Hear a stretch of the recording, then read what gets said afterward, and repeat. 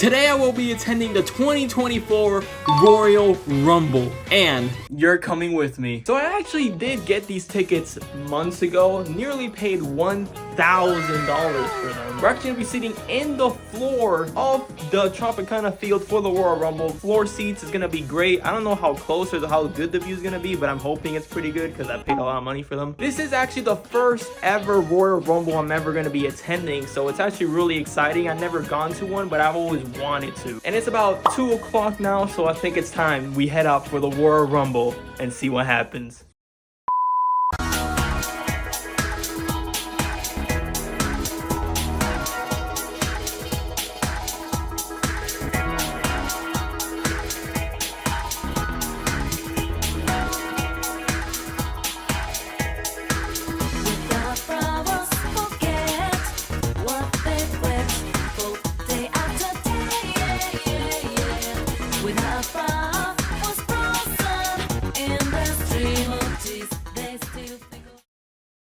And so after a 2-hour drive, we finally made it to Tropicana Field for the Royal Rumble. And it was actually my first time ever going to Tropicana Field, so it was actually kind of exciting. I was pretty much looking forward to it. I'd never been to a baseball stadium. First, we arrived at security into a pretty big line. It was pretty long, I'm not gonna lie, but we eventually got through, and I had to check out the merch store. You already know what I'm saying. I'll show you guys what I got later, but first we made it through, and now we're inside the stadium for the Royal Rumble, and my god, was it freaking huge in there, man. Like I said earlier, I did get floor seats here. I wasn't ringside or anything, not by any measurement, but it was still relatively close. And you know, I had to point out the WrestleMania sign really quick, you know, for the one time. I went to some of the concession stands and bought $8 popcorn. $8 popcorn is crazy. It wasn't even that good. Anyways, we got closer and closer to showtime. At this point, I was like 30 minutes away from showtime, and I saw that they were doing the pre-show, so I decided to pull up, and I saw Booker T and the gang doing the pre-show, and that was pretty cool, but there was way too many people there, so I decided to go back to my seat. And man, dude, being inside that stadium is something else. It's so cool. Kind of feels like you're in a different world seeing all those people, bro. And this is like pre-show, so it's not even full seats yet. And with 3 minutes left to go before the show begins, I decided to give my last second predictions for the Royal Rumble match winners. I think Punk is winning the Rumble, and I think Bayley's winning the Women's Rumble. Triple H cut a promo before the show, and just like that, it was showtime. But before we actually get to the Rumble matches, Pat McAfee comes back in a surprise. I was pretty hyped out to see him, and so were the people. But now it was finally time to get things started with the Women's Rumble, with the first entrant being Natalya. But then something crazy happened.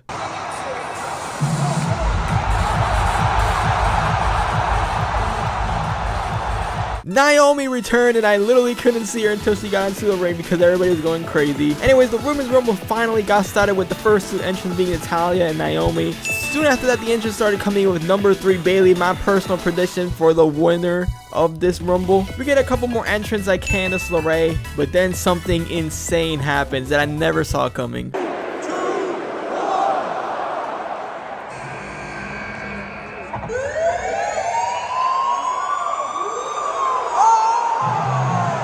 Grace from TNA makes a surprise entrance from, bro, I was not expecting that to happen, and she reunited with Naomi and threw some punches. It was fun. Soon after that, more entrants started coming in like Indy Hartwell and Asuka. But then we finally got the EST Bianca Belair, who's definitely a threat to win this Rumble. But soon after that, we got more entrants into the Rumble. People like Kairi Sane, who's one of my personal favorites, the women, one half of the women's tag team champions, I should say, with the mini Damage Control reunion. I don't know, Bianca kind of got jumped.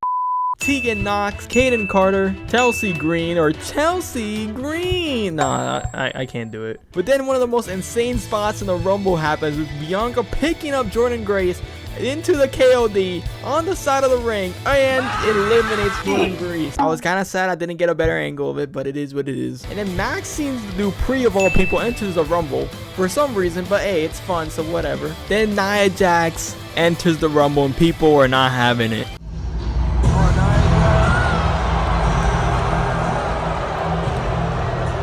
Nia Jax was, you know, getting jumped over there. She fought back, so I guess it's all good. And then the man Becky Lynch into the Rumble, and people go crazy. Soon after that, we get more entrants like Alba Fire, Shayna Baszler, Valhalla. But then R-Truth enters the Women's Rumble like the GOAT that he is. But he gets eliminated pretty quick, so yeah. Moving on, we got Meech and Mia Yim entering the Rumble. And now there's only 5 spots left. At this point in time, I'm thinking, man, who's left? Are we gonna get some big surprises? Are we gonna get like Sasha Banks and Mercedes, even though she's probably going to AEW? I was thinking, man, is it possible? Then Roxanne Perez makes a surprise entrance, which was really fun. Roxanne, one of my favorites from NXT. But then one of the most hype moments in the entire night goes down.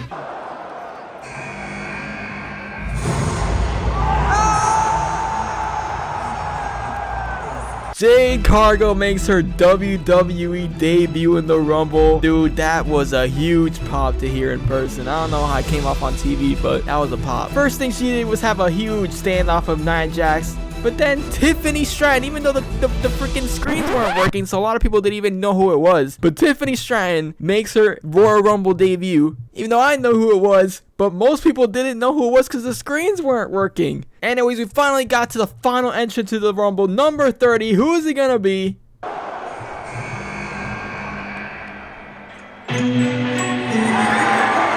Liv Morgan. I'm not gonna lie, the way they held it for like a second or two and they didn't play the music, I thought it was gonna be like something huge, like a Sasha Banks or something like that. But I'm not mad at Liv. Liv is awesome. And now that we were all out of entrance, it was time to cook up for the women to see who was gonna come out the winner of the Rumble. We got the most money stare down of all time. We were in the final 4, but then an explosive elimination happened. Bayley eliminates Bianca Belair and Tiffany Stratton at the same time. And at this point, everybody's behind Bayley. This final 3 was going crazy, with the final 3 remaining being Liv Morgan, Jade Cargill, and Bayley to see who was going to come out the winner. But then arguably the biggest pop of the night went down.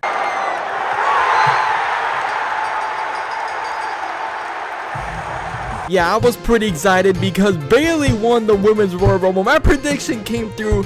Give me my points. Give me my pat on the back. I got it right. I called it for the women's side. But now we have to move on to the fatal 4-way between Randy Orton, AJ Styles, LA Knight, and Roman Reigns. And honestly, I didn't get too much footage of this match or the Logan and Kevin Owens one, so let's try to go over them really quickly. Roman doing the Roman thing. But undoubtedly, the most hype moment of the match was when Randy hit that RKO on Roman after the spear. People thought it was over, but let's be real. It's never over with Roman matches, and people weren't happy. Eventually, Roman did the Roman thing and hit the spear on AJ Styles, going for the 1, 2, 3, and Roman retains the Undisputed Universal Championship yet again. Next, moving on, we got Kevin Owens versus Logan Paul for the United States Championship. This is probably the match of the entire night that people cared the least about. I'm not gonna lie. It wasn't bad or anything. It's just that people were going crazy for everything else. People were just waiting for the Rumble at that point. And the finish of the match, I was so confused because I had no idea what just happened or why KO even got disqualified in the first place. So I literally had to go back and see what even happened. But Kevin beats on Logan after the match, so it's all dandy. But now it's time for the main event, the Men's Royal Rumble match. And with the Men's Rumble, we're going to start off with main event Jey Uso at the number 1 spot. But at the number 2 spot, we got Jimmy Uso, a brother-to-brother face-off to start off the Rumble. After that, we got Grayson Waller cutting a promo before getting into the Rumble at the number 3 spot. But then we got a huge return.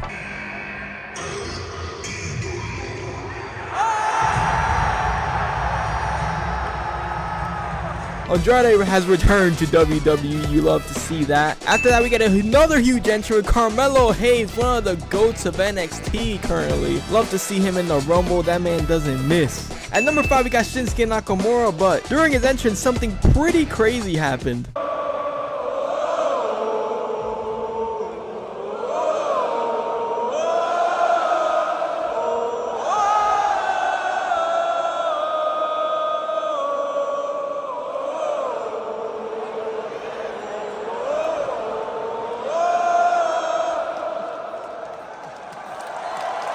That was pretty sick, but on to our next entrant. We got Santos Escobar. Santos has a nice little moment with Andrade before Andrade just says, nah, Chief, I'm good.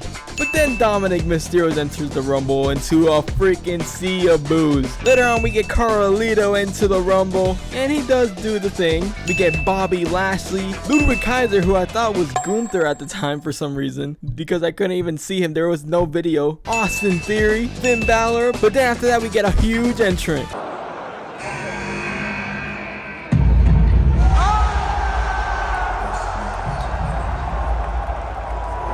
We get Cody Rhodes in the Rumble match, who is behind CM Punk at this point in time for my pick to win the Rumble.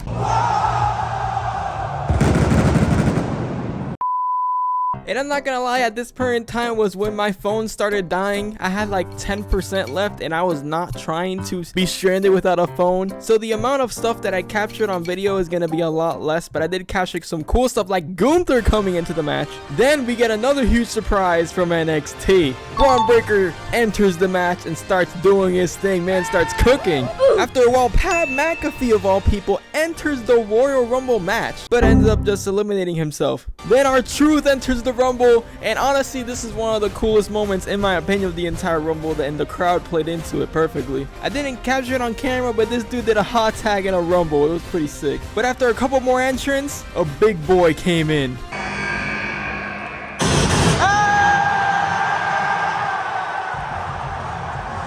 CM Punk, my pick to win the Rumble at this point, has entered the match, and I am psyched. Later on after Punk, we get Drew McIntyre, but then at number 30, we had a big time return. Sami Zayn returns from injury, and just like that, we're down to our final entrance. But after a while, there's only two, CM Punk and Cody Rhodes. My pick and my second pick to win the Rumble are still left. Now, unfortunately, I didn't really manage to record a lot of their match, but I did catch the final moments.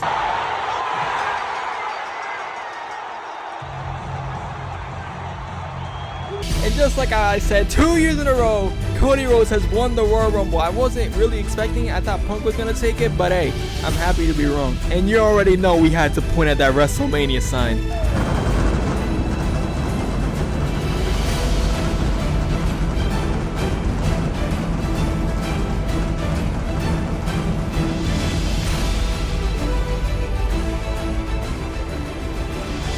But with the Royal Rumble finished, unfortunately, it was the end of the night and then we had to go home. But God, was it fun. And finally, I'm back. Oh my God, I'm exhausted.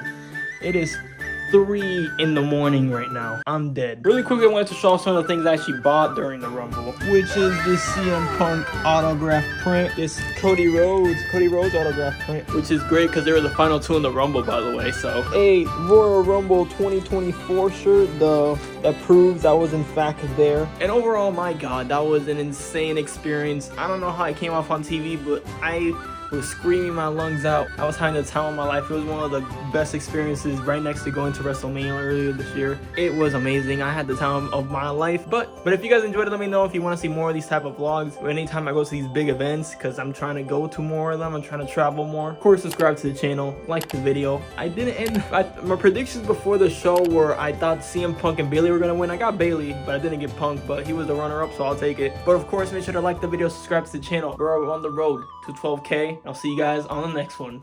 Peace.